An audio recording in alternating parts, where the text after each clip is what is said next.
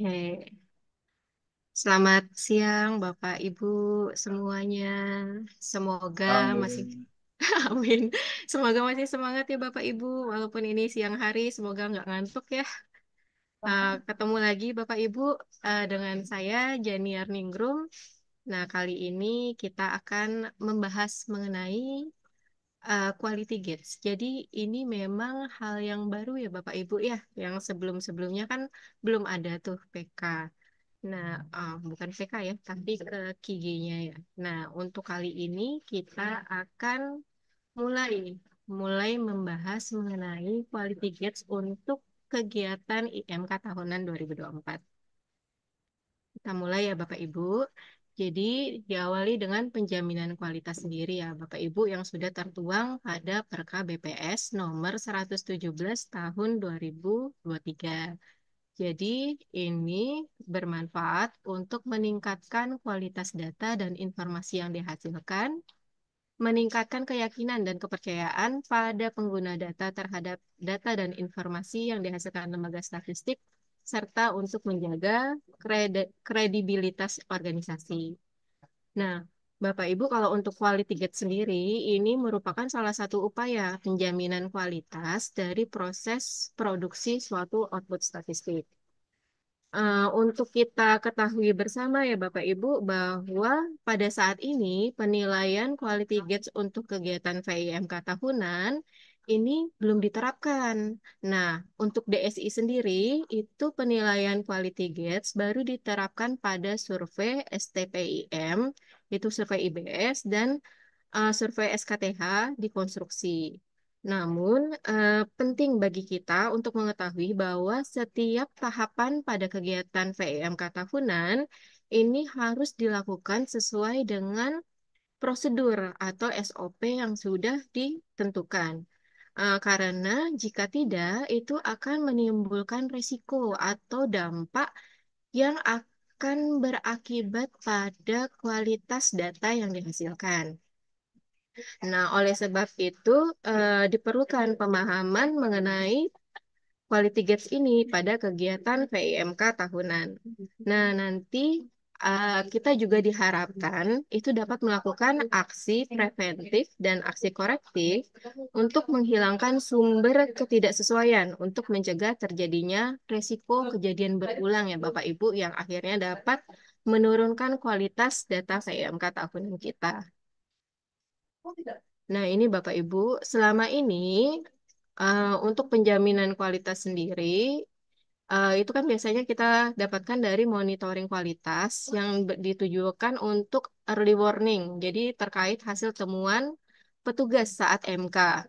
Sedangkan untuk pengukuran kualitas, ini dilakukan untuk mengukur kualitas kegiatan statistik yang telah selesai dilaksanakan sampai tahap evaluasi.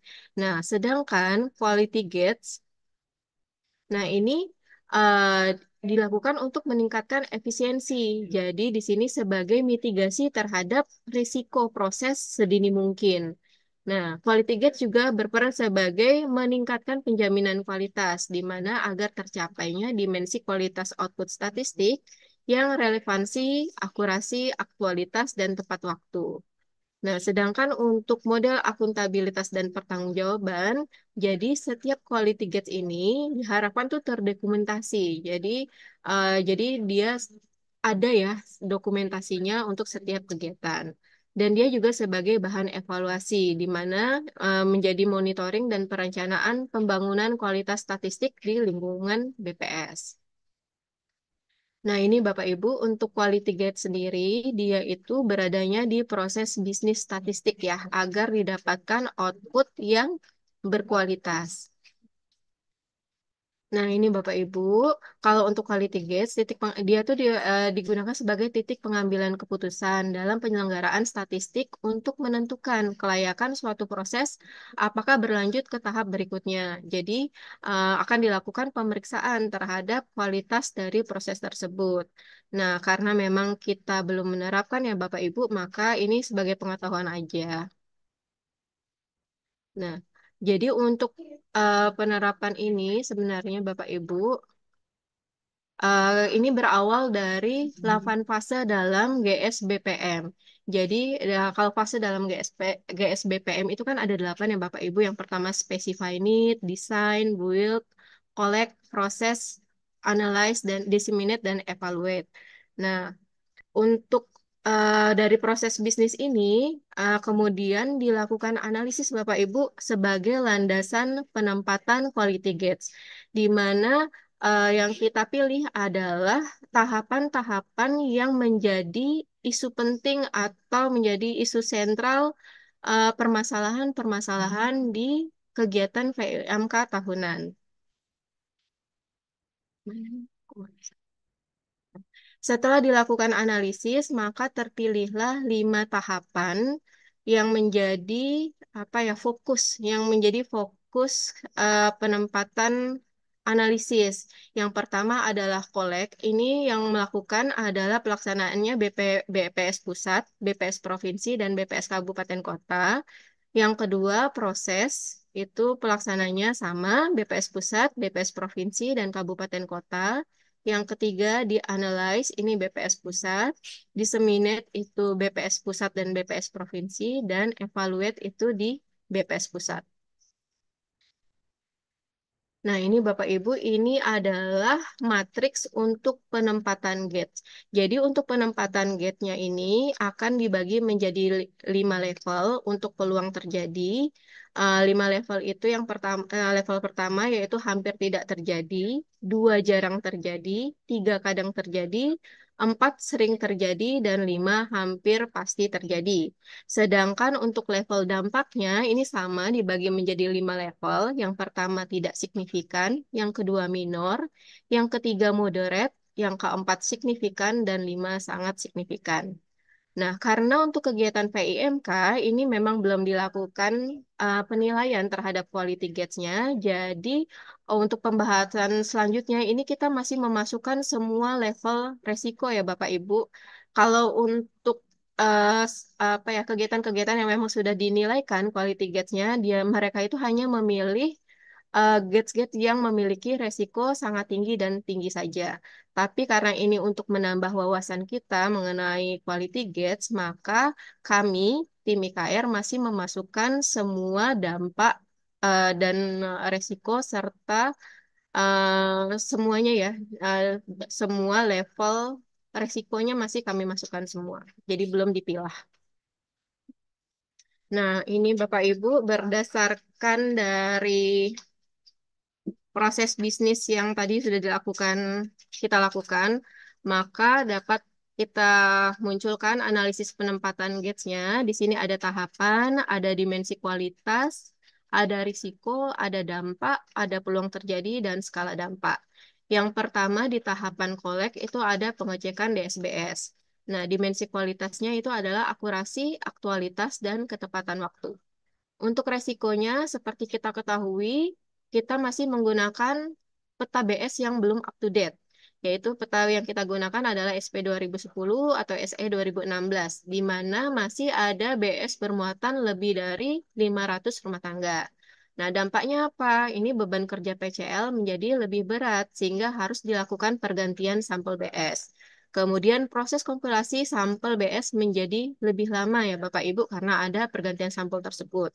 Nah, untuk peluang terjadinya ini memang jarang terjadi. Skala dampaknya itu akan skalanya 5 karena dia akan sangat signifikan terhadap daerah yang memiliki peta BS bermuatan lebih dari 500 rumah tangga. Yang kedua ini adalah pengecekan DSBS tidak sesuai jadwal. Jadi Bapak Ibu ketika kita melakukan pengecekan DSBS yang tidak sesuai jadwal, hal tersebut akan berakibat pada kompilasi DSBS final di metodologi itu terlambat dilakukan. Otomatis kan tidak bisa dilakukan sampel final ya Bapak Ibu. Yang kedua DSBS final yang seharusnya dimasukkan ke database web entry menjadi terlambat dan akhirnya menghambat proses entry data.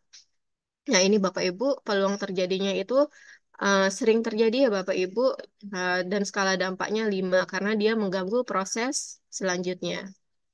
Lalu DSBS tidak ada muatan. Nah, ketika DSBS ini tidak ada muatan, dampaknya maka ada beberapa kabupaten kota yang target sampel kabupatennya akan tidak terpenuhi. Nah, ini terjadinya kadang terjadi ya Bapak Ibu di kabupaten kota dan skala dampaknya 5. Kemudian di tahap 2 masih di proses kolek, itu ada listing, di tahapan listing. Dimensinya masih sama, akurasi, aktualitas, dan ketepatan waktu. Nah, ini kegiatan utama usaha teridentifikasi tidak masuk kategori C. Seperti tadi ya, kita sudah membahas masalah KBLI, kategori ya Bapak Ibu, masih sering sekali ini salah kategori. Nah, ketika usaha teridentifikasi, sebenarnya dia bukanlah industri, maka data yang dihasilkan itu tidak akan akurat Bapak Ibu dan itu akan berdampak panjang ke belakang ya. Ini peluang terjadinya itu sering terjadi Bapak Ibu dan terjadinya di seluruh Indonesia. Skala dampaknya itu sangat signifikan. Kemudian klasifikasi industri tidak sesuai dengan jumlah tenaga kerja. Jadi Bapak Ibu ini memang tahun ini kan baru ya Bapak Ibu kita sudah tahu bahwa tahun ini kita tidak memasukkan pengusaha sebagai tenaga kerja. Jadi itu perlu diingat dan ditekankan kembali kepada pencacah bahwa pengusaha tidak perlu dihitung sebagai tenaga kerja karena itu akan mempengaruhi klasifikasi industri ya Bapak Ibu. Jadi itu perlu ditekankan kepada petugas yang bertugas mencacah nanti. Karena ini akan menyebabkan resiko dan berdampak kepada hasil pencacahan. Ini listing lanjutan, ada kesalahan kategori dan kesalahan kode KBLI terlewat saat pemeriksaan hasil listing atau sudah finalisasi. Nah, jadi Bapak Ibu kita ketahui bahwa tahun ini kita menggunakan CAPI ya Bapak Ibu. Nah, jadi harus diperkuat proses pemeriksaannya karena ketika terjadi kesalahan kategori atau kesalahan kode KBLI itu masih bisa diperbaiki asalkan belum tahap finalisasi. Nah, ketika sudah finalisasi, maka sampel yang teridentifikasi salah kategori atau salah KBLI 2 digit itu harus dilakukan pergantian sampel. Nah, berdasarkan evaluasi tahun-tahun sebelumnya, ini peluang terjadinya sering ya Bapak Ibu, skala dampaknya 5 karena dia sangat signifikan terhadap penuntutan tahapan selanjutnya. Kemudian ini pelaksanaan listing tidak sesuai jadwal. Ketika dia tidak sesuai jadwal, maka listing tidak akan selesai tepat waktu. Ini peluang terjadinya 3, dikasih poin 3, skala dampaknya 4 ya Bapak Ibu, signifikan. Masih di proses kolek, kita ke nomor 3, ini pencacahan sampel. Untuk dimensi kualitasnya, ini ada akurasi, aktualitas, dan ketepatan waktu. Nah, ini untuk resikonya, ini status pencacahan selain kode 1 aktif berproduksi, sehingga harus dilakukan penggantian sampel. Nah, Bapak Ibu, untuk tahun ini sebenarnya pada saat pelatihan kemarin sudah ditekankan bahwa pencacahan sampel itu kan rentang waktunya sampai Juni 2024. Jadi seharusnya sesuatu yang sudah terjadi ya Bapak Ibu, yang sudah terjadi saat ini. Diharapkan memang tidak ada usaha yang tiba-tiba berganti kode atau kode selain 1 ya Bapak Ibu. Kalau misalnya ini ya, diharapkan probingnya itu baik ya. Probingnya, petugas melakukan probing dengan baik sehingga status pencacahan itu berkode 1 semua. Nah, ketika usaha tersebut berkode selain 1, maka dampaknya sampel pengganti untuk KBLI 2 digit itu tidak selalu tersedia Bapak Ibu, sehingga akan diganti dengan sampel dari KBLI 2 digit terbanyak. Nah, ini ada resikonya karena ketika dia diganti dengan sampel KBLI dari 2 digit terbanyak, itu menyebabkan sampelnya menjadi tidak tersebar dan akan menjadi kurang keterwakilan KBLI 2 digit yang langka. Ini peluang terjadinya 4, Bapak Ibu, karena itu sering banget ya ini terjadi dan skala dampaknya 5. Kemudian pergantian sampel dibatasi sampai blok sensus. Nah, ini juga baru ya Bapak Ibu, baru di tahun 2024. Kalau tahun 2023 kita masih bisa lintas pergantian sampel lintas blok sensus. Nah, untuk tahun ini kita pergantian sampelnya hanya dibatasi sampai blok sensus saja. Ini untuk menghindari bias di penimbang, Bapak Ibu. Nah, tapi dampaknya mungkin nanti akan ada banyak sampel dengan status non-respon karena hal tersini ya, Bapak Ibu ya, bukan karena kesalahan probing saat pencacahan. Kemudian isian dokumen tidak lengkap atau konsistensi antar blok tidak sesuai. Nah, ketika isian dokumen itu ada yang tidak lengkap atau ada yang kosong, Bapak Ibu, atau tidak sesuai dengan kaidah pengisian, maka data yang dihasilkan ini akan tidak akurat. Nah, ini peluang terjadinya sering ya Bapak Ibu, skalanya 4, skala dampaknya 5. Lalu pelaksanaan pencacahan tidak sesuai jadwal. Nah, ketika pelaksanaan pencacahan tidak sesuai jadwal, ini akan menghambat proses selanjutnya di pemeriksaan dan entry dokumen.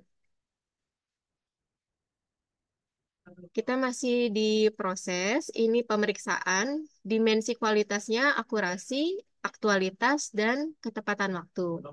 Nah, resikonya pemeriksaan tidak dilakukan sesuai prosedur. Jadi kalau sesuai prosedur itu harusnya kita melakukan pemeriksaan itu dari awal ya Bapak Ibu, dari mulai kategori industrinya, kode KBLI-nya, kelengkapan isian, konsistensi konsistensi isian antar blok, penjumlahan, dan nilai tambah. Semuanya harus kita kita ini ya periksa. Nah, ketika kita memeriksanya kurang akurat ya, kurang tepat, maka data yang dihasilkan itu tidak akan akurat dan akan mengganggu proses entry dokumen ya, akan menghambat proses entry dokumen. Nah, ini sering terjadi Bapak Ibu dan skala dampaknya 5. Kemudian proses ini pengolahan data untuk dimensi kualitasnya sama, ini akurasi, aktualitas, dan ketepatan waktu. Nah, ketika resikonya itu program entry bermasalah. Nah, ini kaitannya memang dengan yang lain ya, Bapak Ibu ya. Nah, ketika program entry bermasalah, maka proses entry data akan terkendala. Nah, ini peluang terjadinya, ini memang kadang terjadi ya, Bapak Ibu. Skala dampaknya 5 karena akan mempengaruhi proses-proses selanjutnya.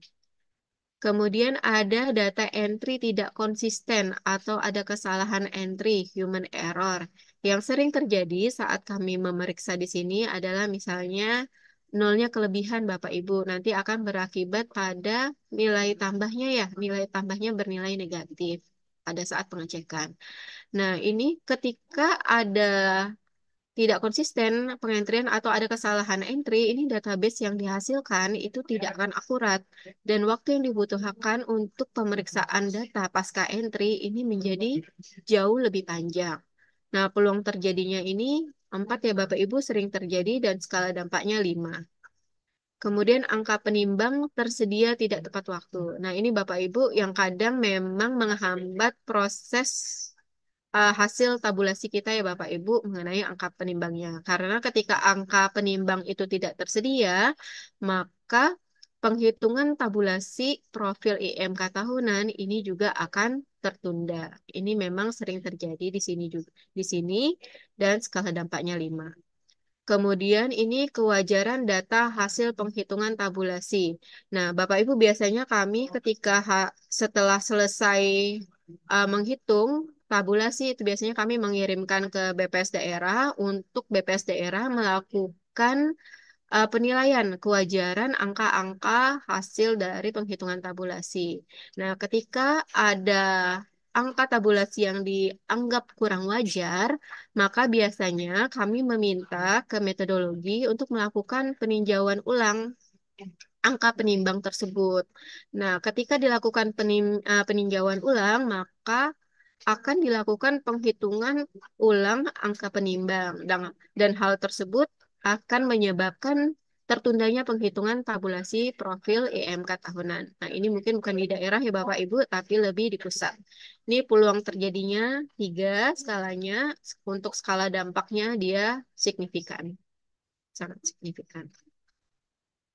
Nah, ini analisis kita sudah ke tahapan selanjutnya, ini analyze, yaitu analisis. Analisis ini dimensi kualitasnya akurasi, aktualitas, dan ketepatan waktu. Nah, resikonya ini adalah konsistensi antar tabel tidak sesuai. Ketika konsistensi antar tabel tidak sesuai, maka output yang dihasilkan menjadi tidak akurat ya Bapak Ibu. Nah, ini peluang terjadinya skala 4 atau sering terjadi dan skala dampaknya 5 sangat signifikan. Nah, kemudian di disseminate ini publikasi, publikasi mungkin yang melakukannya pusat dan provinsi ya. Ini dimensi kualitasnya adalah aktualitas, ketepatan waktu, dan aksesibilitas. Nah, resikonya publikasi profil IMK tidak terbit tepat waktu dan tabulasi profil IMK 2024 provinsi tidak terbit tepat waktu. Nah, dampaknya data yang didiseminasikan itu menjadi tidak up to date. Ini peluang terjadinya jarang terjadi ya Bapak Ibu, memang pernah terjadi waktu itu di tahun 2022 kalau nggak salah. Tapi tidak terjadi lagi setelah itu dan skala dampaknya 5 ini sangat signifikan. Nah, yang kedelapan yaitu evaluasi. Nah, evaluasi ini resikonya ketika kita tidak pernah melakukan evaluasi terhadap kegiatan VIMK tahunan, maka dia akan berdampak pada tidak ada solusi dari permasalahan yang muncul ataupun saran dan masukan yang muncul pada kegiatan sebelumnya itu kita tidak memiliki solusi untuk itu. Nah, ini peluang terjadinya 2, ini jarang terjadi dan skala dampaknya 5. Nah, tadi kan saya sudah memaparkan mengenai resiko dan dampak dari kegiatan PIMK tahunan.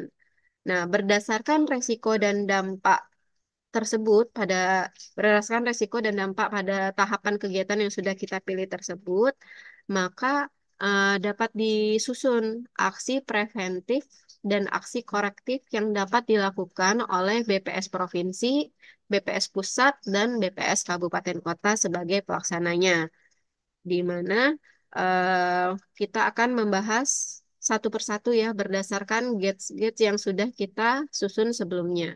Yang pertama adalah pengecekan DSBS.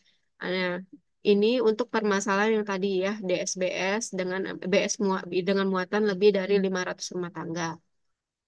Aksi preventif yang dapat kita lakukan yaitu kita melakukan inventarisasi dan pengecekan BS yang diperkirakan berpotensi bermuatan lebih dari 500 rumah tangga. Nah, pelaksananya yaitu BPS Kabupaten Kota. Aksi korektif yang dapat kita lakukan ketika ada BS yang bermuatan lebih dari 500 rumah tangga, yaitu kita melakukan ganti sampel blok sensus melalui aplikasi eFrame. Nah, pelaksananya ini yaitu BPS Provinsi dan BPS Kabupaten Kota. Yang kedua ini kita melakukan monitoring pengecekan DSBS. Jadi ketika untuk menjaga agar pelaksanaan pengecekan DSBS di lapangan itu dilakukan sesuai jadwal, kita harus melakukan monitoring pengecekan DSBS. Pelaksananya ini adalah BPS Kabupaten Kota. Untuk aksi korektifnya, agar tidak terjadi keterlambatan, kita melakukan reminder berkala jadwal kegiatan. Pelaksananya adalah tim BPS Pusat. Nah, untuk menghindari terjadinya muatan blok sensus yang tidak bermuatan, maka perlu dilakukan penguatan probing saat pengecekan DSBS. Ini pelaksananya adalah BPS Kabupaten Kota.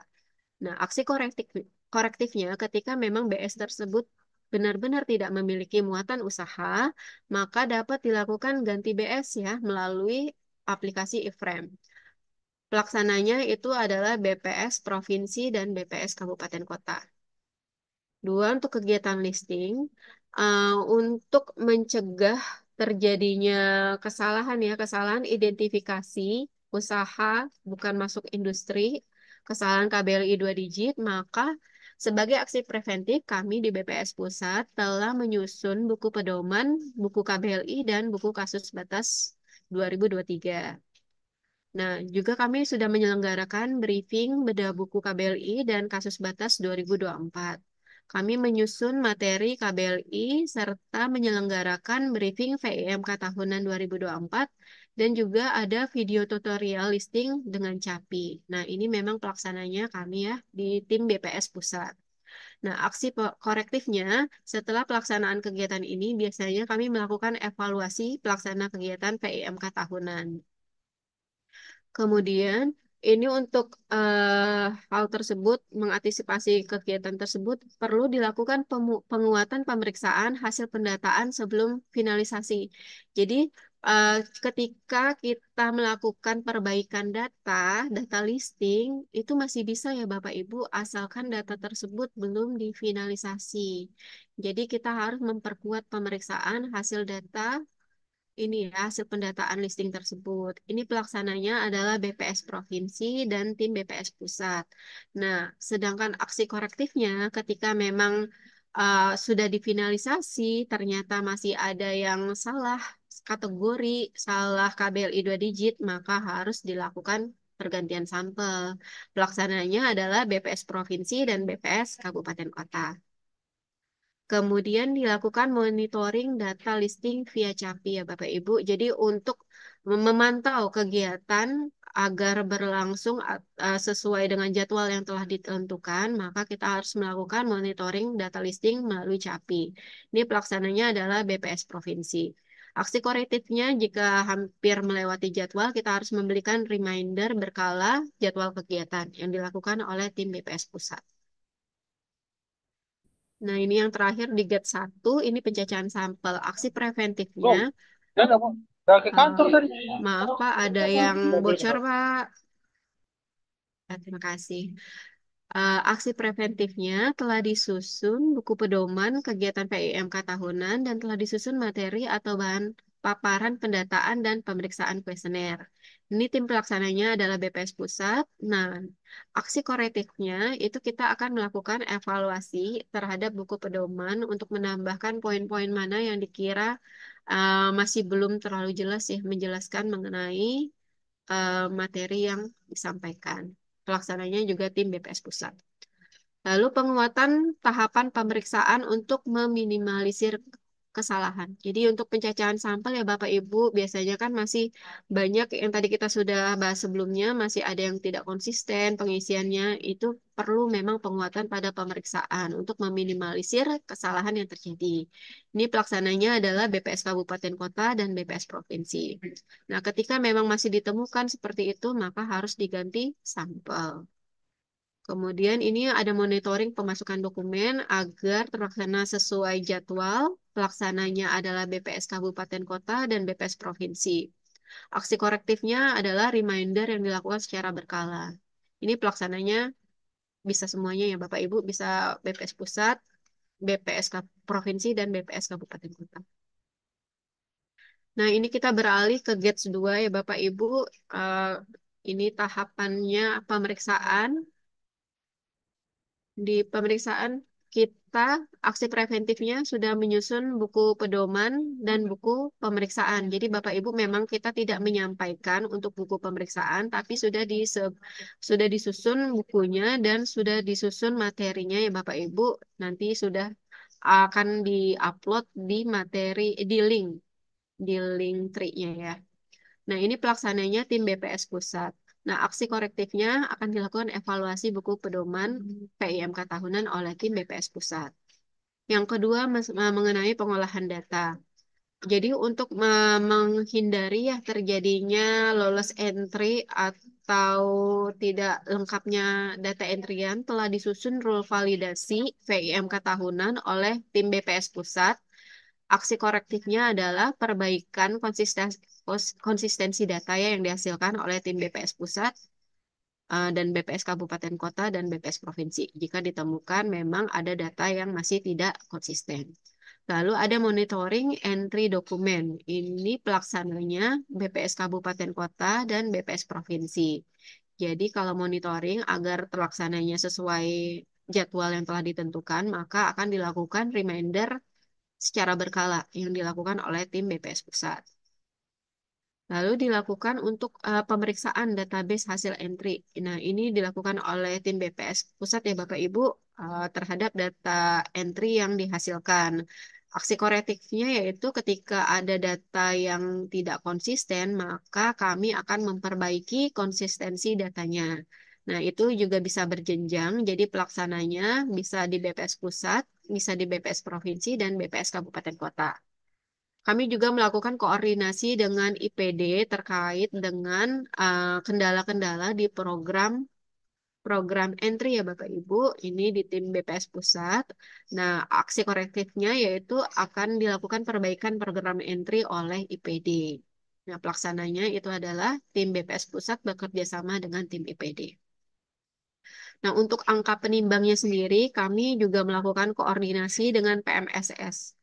PMSS, aksi korektifnya adalah ketika ada angka yang tidak wajar ya Bapak Ibu, maka kami akan melakukan koordinasi kembali angka penimbang agar dapat tersedia tepat waktu. Nah, atau kami melakukan perbaikan atau koreksi angka penimbang oleh PMSS terkait kewajaran angka. Jadi ini kemarin memang sempat terjadi ya Bapak Ibu dan sudah dilakukan.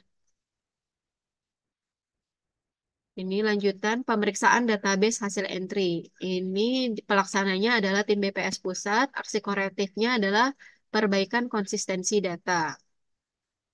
Selanjutnya adalah melakukan koordinasi dengan IPD. Ini sama, ini adalah untuk perbaikan program entry-nya ya Bapak Ibu. Pelaksananya adalah tim BPS pusat dan tim IPD.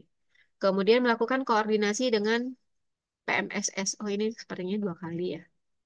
Jadi dia mengkoordinasikan kembali angka penimbang agar tersedia tepat waktu dan perbaikan koreksi angka penimbang oleh PMSS terkait kewajaran angka. Nah, masuk ke gate 3 ini dianalisis tahapan analisis. Jadi aksi preventifnya kita tuh melakukan pemeriksaan silang untuk konsistensi antar tabel. Ini pelaksananya tim BPS pusat. Aksi korektifnya kita melakukan perbaikan data tabulasi. Pelaksananya adalah tim BPS pusat.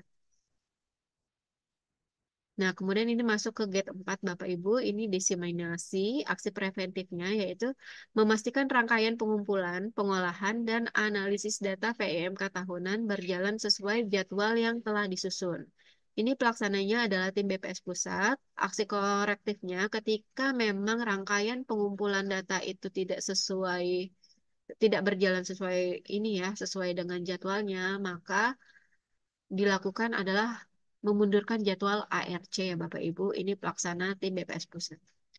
Kemudian ini menyiapkan kelengkapan kebutuhan publikasi profil EMK. Jadi kami biasanya sebelum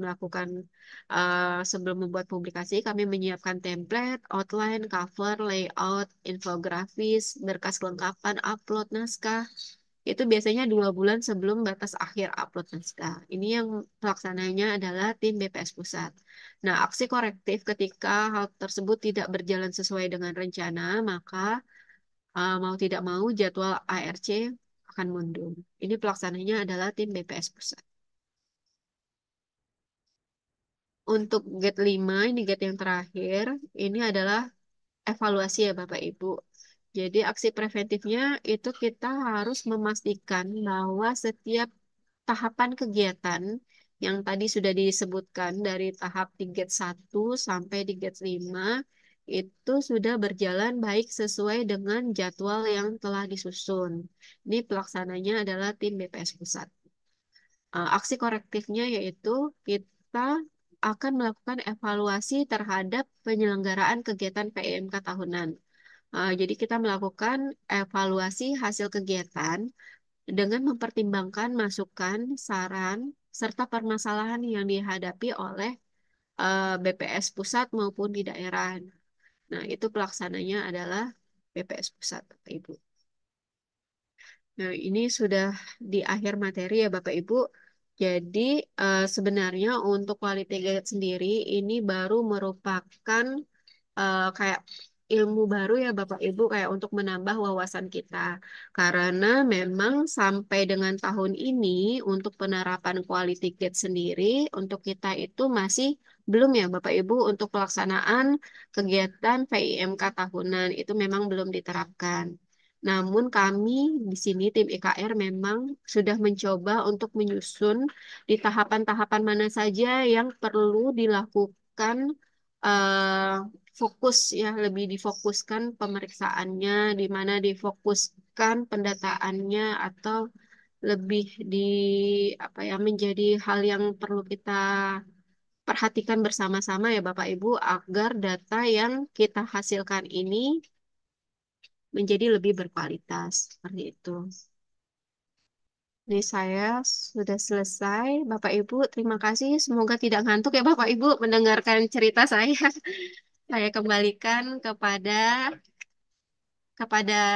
Nani ya Bapak Ibu. Terima kasih. Terima kasih, Mbak.